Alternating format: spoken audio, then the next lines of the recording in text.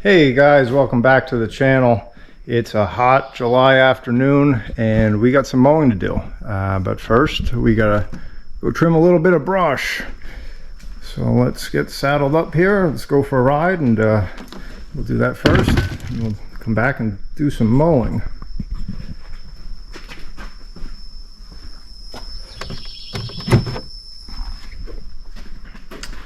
All right, let's hit the road.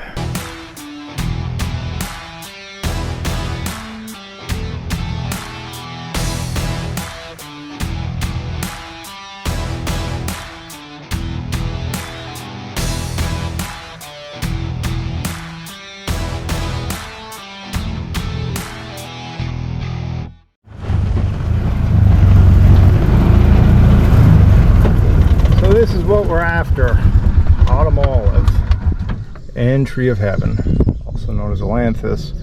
This is something that got away from us last year, must have got missed, and it does not take long at all for this stuff to get huge. That's probably 10 foot tall now.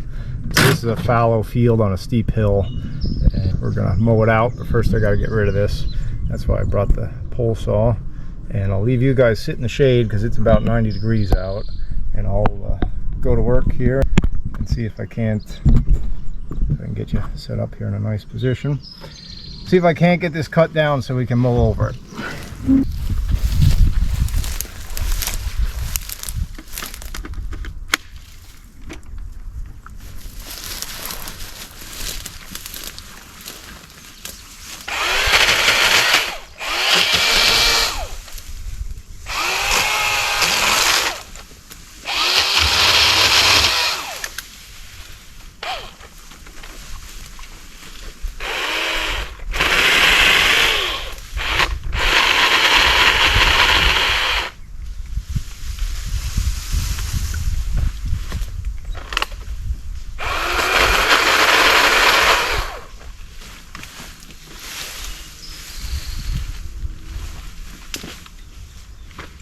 If I don't come back out, call somebody.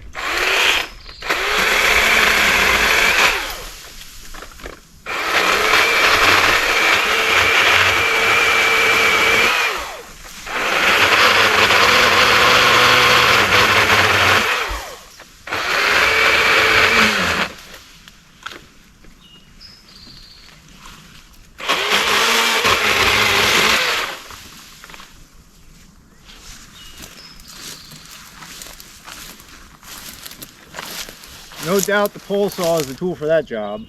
This Milwaukee electric one is awesome. No pull starts, no gas to mix up, none of that hassle. This works every time. So I'll get this cleaned up and we'll get to mowing. All right, made it back to the tractor.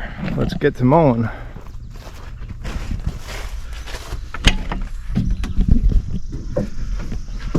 Oh boy, if it is 90 degrees out, it is 120 in here, and I'm not kidding. Let's get some air conditioning cranking here. All right.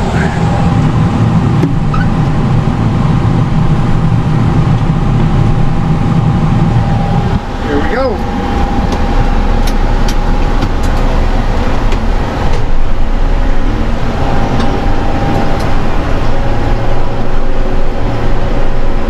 I'm not the everyday mower guy, so bear with me, but I think I remember how to run this.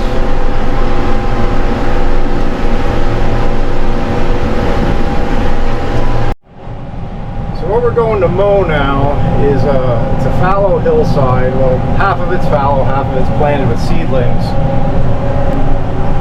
This time of year is tough for us. I mean, managing 200 acres of grass is always tough, but basically it's the middle of July now. Our main focus is on shearing.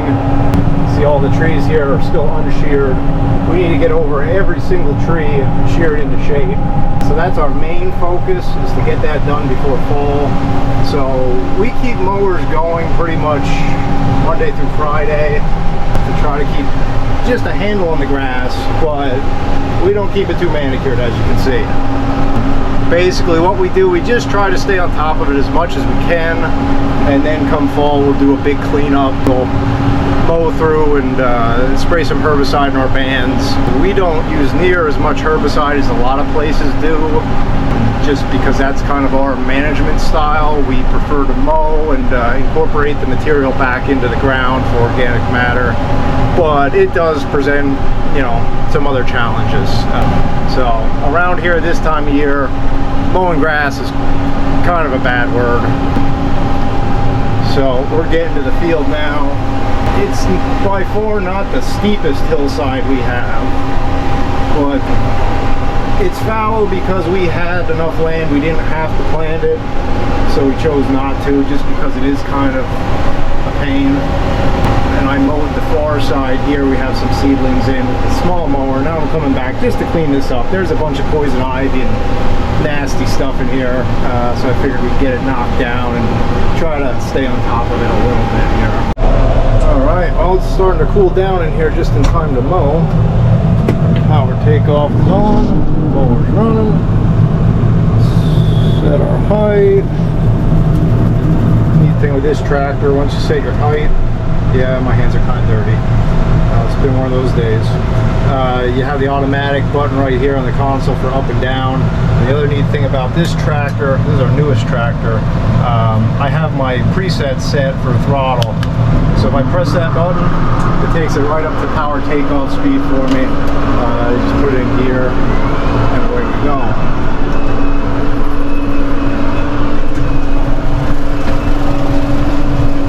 Might get a little tricky filming here on this hillside, and we're already in four-wheel drive. This is, like I said, not the worst hill we have, but it's definitely a four-wheel drive hill. Down there in that woods, if you were able to see, that pretty much becomes a cliff. That's steep enough you could fall off of there. It's good deer hunting, but that's about it. Back my speed down here as we come along this corner. And if you do shoot a deer in there, you're going to need at least 2 guys in a row to get it back up. So there's that, you can see that, that's that autumn all that we cut off and got rid of. Got that out of the way. And this brush hog is pretty heavy duty. It'll go through a lot of stuff, but it's not going to go through something that heavy. And I wouldn't want to drive the tractor through that and speed up the tractor. So, see here, we'll cut the path behind us. And we'll just go round and round here until we get this knocked down some.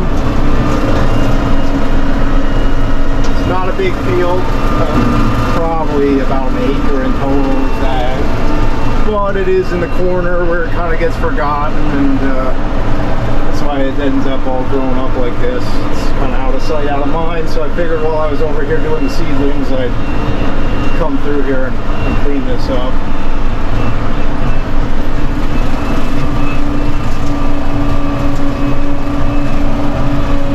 So, it's pretty comfortable in here right now.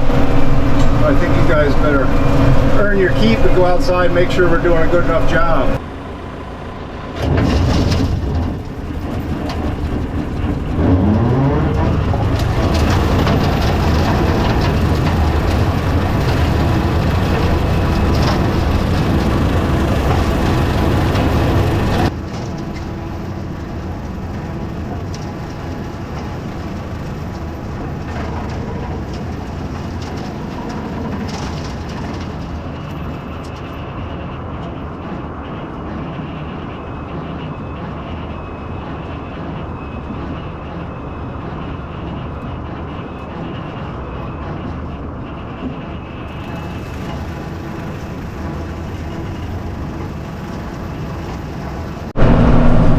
How was it out there? I told you it was hot.